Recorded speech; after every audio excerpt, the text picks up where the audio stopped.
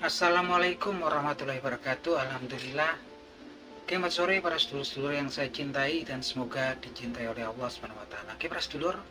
Jadi beberapa waktu belakangan ini publik, netizen, warga negara Indonesia sempat dibikin kaget ya dengan statement ketika mantan presiden ke-7 kita Joko Widodo menyatakan dibalik kasus tuduhan ijazah palsu, beliau mengatakan menurut perasaan politik beliau ada agenda besar ya yang ingin mendowngrade popularitas beliau gitu kan.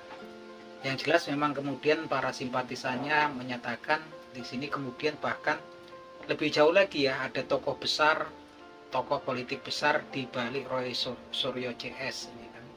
Yang kemudian di dalam beberapa diskusi di stasiun televisi, kemudian salah seorang simpatisan beliau mengatakan bahwasanya tokoh besar tersebut juga partai politik gitu kan, ini dikasih clue ya, mereka memakai baju biru gitu kan. Nah ini kemudian menimbulkan banyak spekulasi, menimbulkan banyak tanda tanya di publik.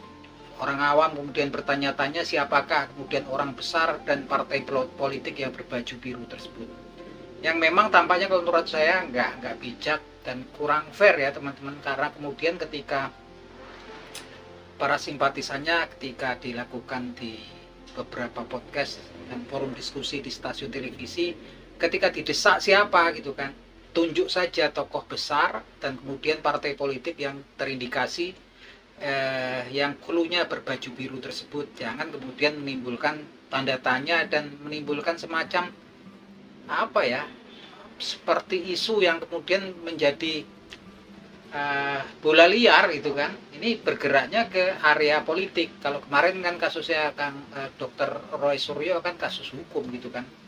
Ini sekarang tampaknya frontnya diperlebar lagi. Saya nggak tahu maksudnya seperti apa, karena memang saat ini memang yang dibutuhkan di negeri ini iklim perpolitikan yang kemudian lebih adem, karena memang geopolitik dan geoekonomi global lagi bermasalah. Ini bukan kemudian diademkan kemarin dari kasus hukum, kemudian geret lagi diperluas, nih ranahnya ranah politik.